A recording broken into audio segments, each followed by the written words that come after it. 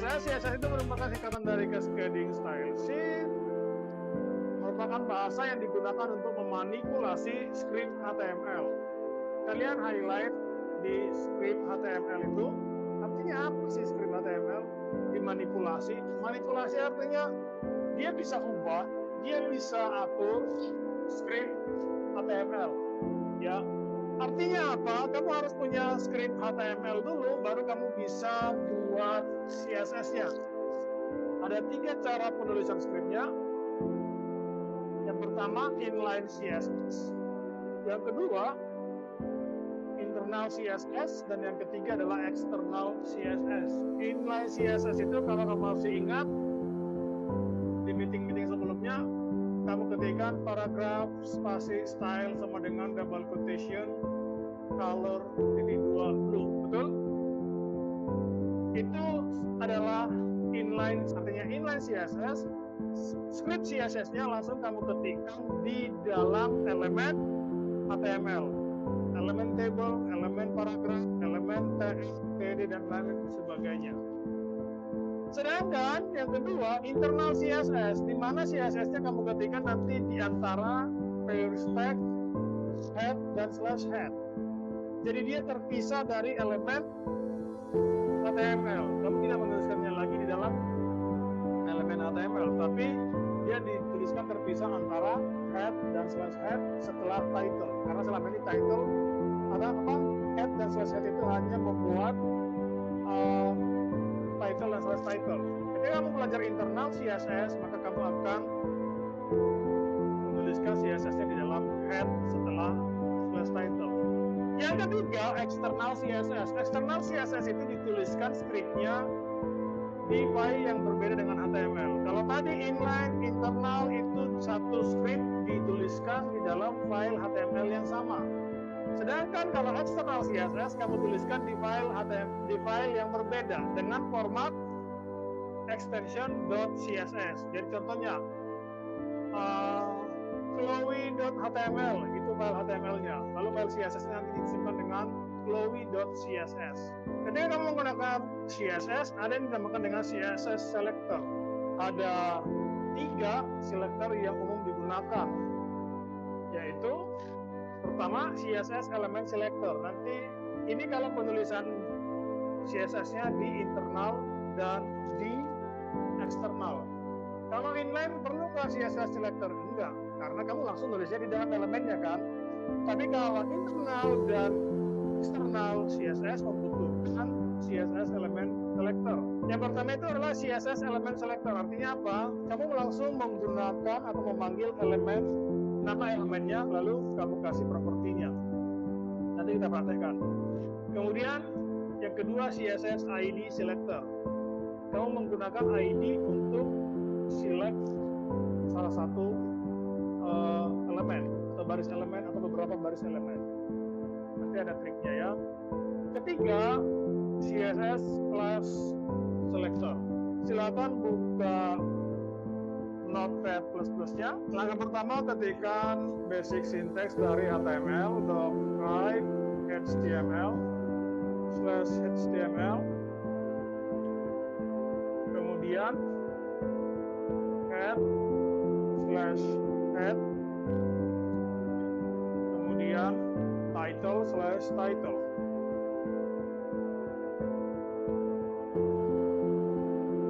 Di dalam head, setelah slash head, kamu tambahkan body slash body.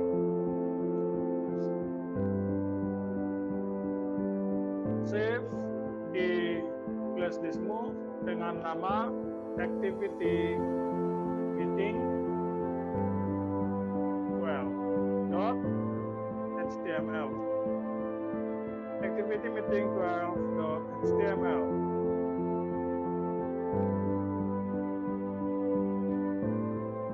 Title-nya meeting 12.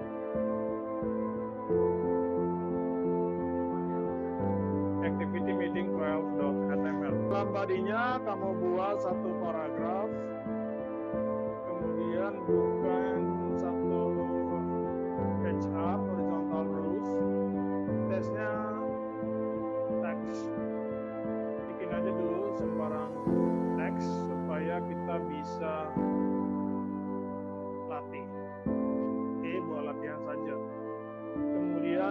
membuat table baru.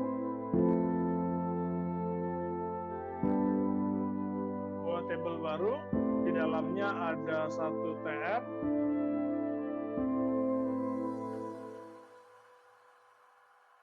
Slash TR. Di dalam TR-nya ada 3 TD. Biasa kan penulisan CSS-nya, contoh di paragraf kamu tuliskan dengan style sama dengan double quotation. Contoh kita mau bikin warna biru, kita kasih properti color titik 2 blue, titik koma. Kemudian kita mau kasih text align titik 2 center, gitu ya. Color blue, text align center. Save. Coba lihat hasilnya dulu. Activity meeting 12 ya. Coba buka activity meeting 12. Ini sudah ada test text, sel 1, sel 2, sel 3. Penulisan dengan cara begini, paragraph style sama dengan color titik 2 blue, text align titik 2 center. Ini yang disebut dengan tadi inline CSS. Jadi kamu menuliskan CSS-nya langsung di dalam elemen paragraf. Dari mana saya tahu ini inline CSS? Karena attribute-nya bernama style sama dengan double quotation. Jadi semua attribute yang selama ini kamu gunakan, kalau attribute itu menggunakan nama style sama dengan double quotation, berarti itu adalah attribute, berarti adalah script dari CSS. Oke? Attribute style itu sama dengan inline CSS. Ya. Kalau tadi kita bikin inline CSS menggunakan style langsung di paragrafnya, hari ini sekarang kita akan bikin yang internal. Internal itu penulisannya di head setelah title. Caranya gimana? Enter, tambahkan elemen baru dengan nama style. Yes, to page style. Style slash style. Nah, setelah kamu memahami penulisan internal CSS, kamu harus paham kemudian yang berikutnya adalah CSS selektornya apa? Selektornya apa? Bagian mana yang ingin kamu ubah? Terus namanya apa? Contoh, saya ingin membuat table ini dengan border 1 pixel karena tadi waktu kita lihat di Firefox atau di web browser ini belum ada bordernya. Nah, maka di sini kita akan panggil elemen table di atas ini. Caranya gimana? Kamu ketik nama elemennya table, oke, buka kurung, tutup kurung. Iya, Karoli.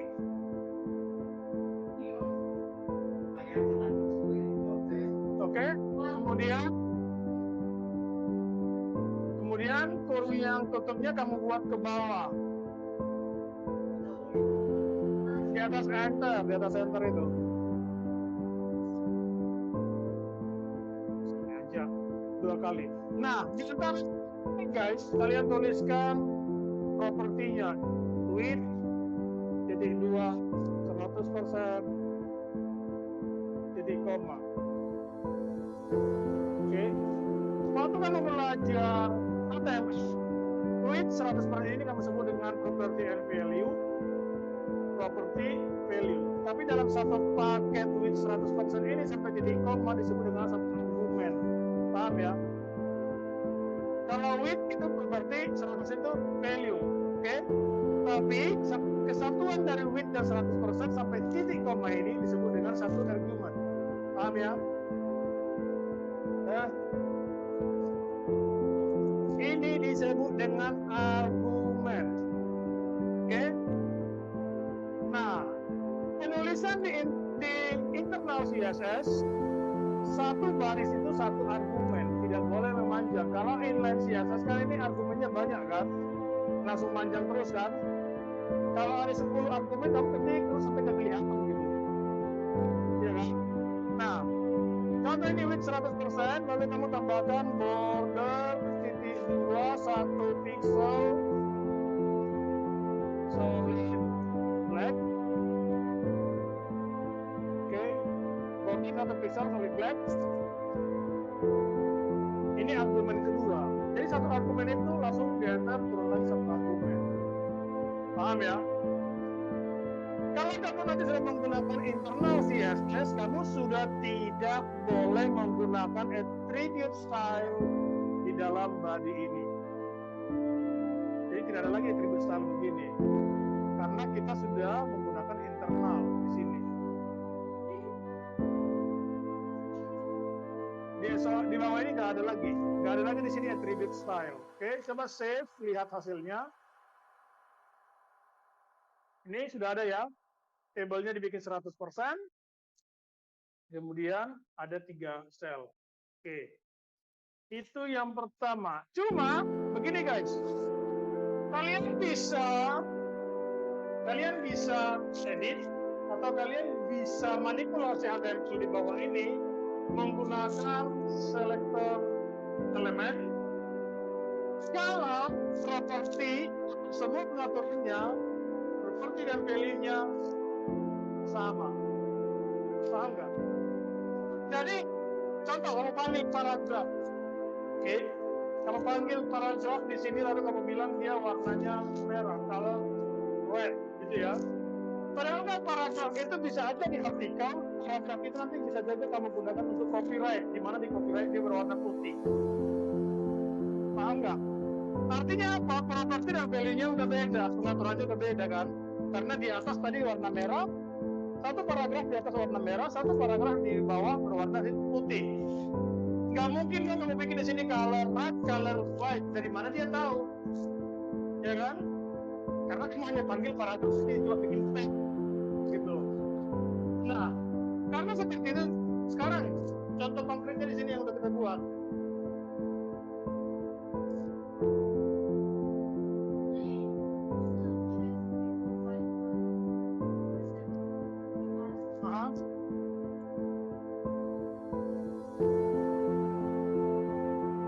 CSS, ketika sudah menggunakan internal CSS, ini harusnya sudah tidak ada guys. Ini harusnya sudah tidak ada. Jadi nanti guru akan bertanya samamu, kamu buat CSS secara internal, buat semua CSS pengaturannya di sini. Lalu ini kita akan sebut dengan HTML. Jadi sangat mudah buat kita untuk mengoreksi di mana letak kesalahanmu, di HTML-nya kah? HTML itu nanti sebutan HTML-nya itu nanti mulai dari body sampai slash body. Sebutan CSS-nya itu nanti mulai dari style sampai slash style. Jadi dua kelompok di dalam satu file. Paham ya? Oke? Jadi tidak ada lagi di sini pengaturan style. Hasilnya akan seperti ini. Yang terakhir, coba perhatikan di sini. Contoh TD. TD ini kita mau bikin TD yang pertama dengan TD yang kedua. TD pertama dengan TD kedua size-nya beda. TD yang pertama ini kita mau bikin 15%. Lalu TD yang kedua ini saya mau bikin 70%. Lalu yang ketiga ini 15%. Jangan, hanya buat menjelaskan saja. Pertanyaan saya, bagaimana cara kamu mengatur di internal CSS? Bagaimana cara kamu mengatur di internal CSS supaya kolom yang ini kamu bisa atur 15%, 70%, 15%. Kecil, jangan berisik.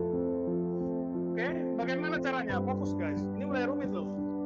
Bagaimana caranya? Tidak mungkin nggak kita buat seperti ini. TD,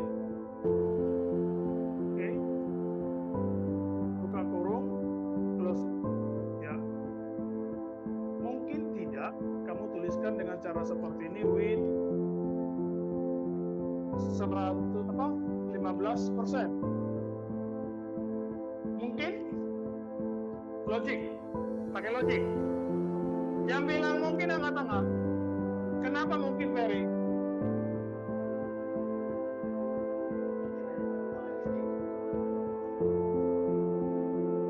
Bagaimana dengan nasib sel kedua?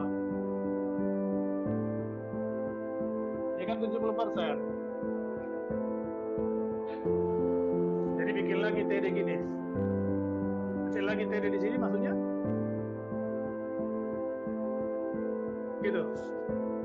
Ini bikin 70% gitu. Begini? Begini kan? Bisakah saya bilang Caroline, pokoknya besok Caroline harus gemuk dan besok Caroline harus kurus? Bisa nggak saya suruh begitu sama dia? Saya cuma ada satu tuh. Saya sehat, tidak pasti kan? Pokoknya besok kamu Caroline harus pakai baju warna merah dan besok kamu harus pakai baju warna pink. Mirip-mirip sih, tapi kan beda. Namanya sama Caroline. Kan? Mungkinkah saya bisa atur Caroline dengan dua bentuk yang berbeda? Logik dulu guys, pakai logik kamu. Jadi ini ada 3 TD, namanya semua sama. Persoalan pengaturannya beda. Ya kan? Nah, karena pengaturannya beda, maka kita butuh yang namanya ID. ID itu kamu letakkan di TD atau di elemen yang mempunyai pengaturan berbeda. Contoh, dari yang pertama ini saya bikin ID. ID itu menjadi attribute di HTML. ID itu akan ada di HTML ketika kamu ingin mengatur CSS-nya secara internal atau eksternal. Kamu ketikkan ID sama dengan double quotation. ID sama dengan double quotation ini kamu copy taruh di ID kedua dan ketiga. Taruh di sel kedua dan ketiga. Oke? ID sama dengan double quotation. Jadi kalau biasa ditanya kenapa kita butuh ID? Karena ada elemen yang sama tapi punya pengaturan yang berbeda. ID sama dengan double quotation itu menjadi attribute di HTML. Value-nya apa? Value-nya itu terserah si programmer. Programmernya mau tulis value-nya apa terserah. Mau kamu bikin very 1, very 2, very, nggak masalah. Oke? Yang pasti kamu harus ingat di mana ID yang kamu buat, ID itu untuk elemen apa. Itu harus kamu ingat. Saya karena biasanya gampang lupa, saya akan bikin nama ID itu sesuai dengan nama elemennya. Contoh, saya bikin TD1. Ingat, ID ini harus kombinasi dari teks dan number. Kamu bisa bikin teks doang, bisa. Number doang, kayaknya nggak bisa. Jadi dia kalau mau number, kamu harus kombinasikan number itu dengan teks. Oke? ID sama dengan TD1. TD1, gitu ya. Ya. Nggak boleh apa?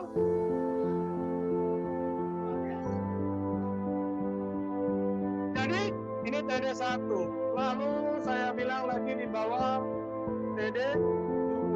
Lalu di bawahnya lagi 1. Kenapa?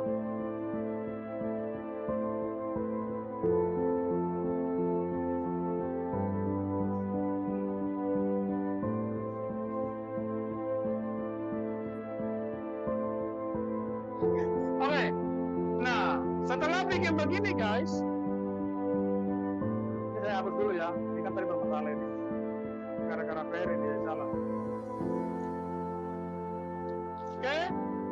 Jadi kalau sudah bikin nama ID-nya, kamu harus ingat-ingat ini ID ini buat sel yang mana, buat elemen yang mana.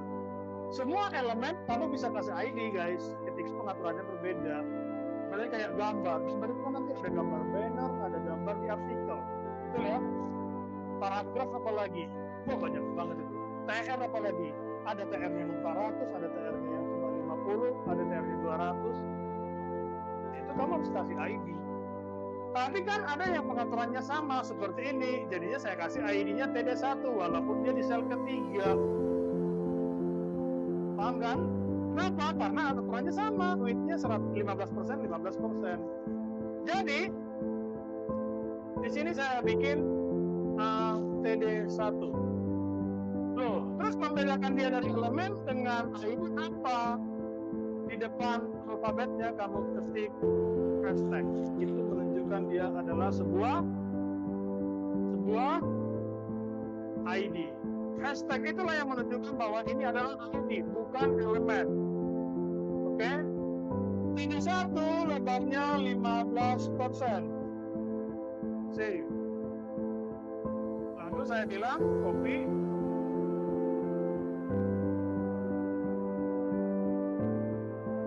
TD2 besarnya 70%. Bah?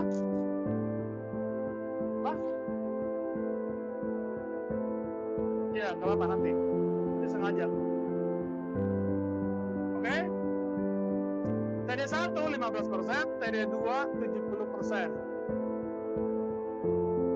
Logikanya benar dong? Benar nggak? Berarti sel 1 dengan sel 3 karena dia punya ID TD1, read-nya pasti diatur 15%. Benar ya? Janji ya? Lihat hasilnya guys. Benar ya? Ini 15%, 15%, ini berapa? 70. Hapus teksnya supaya tidak mengganggu ya. Jadi dikira salah ketik lagi, ini hapus saja. Itu kan tadi belum menjelaskan doang. Save. Cell. Supaya kita tahu ini ada 3 sel, kita harus kasih border 1 pixel sampai dengan solid black, betul? Di semua TD ini, betul? Bagaimana caranya?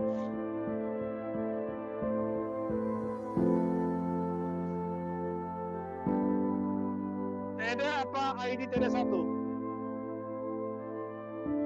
Apa ini? Kenapa TD? Karena semuanya dikasih properti yang sama, betul? Paham? Solid black. Titik, koma. Save. Lihat hasilnya. Ini sekarang sudah dibagi. Oke.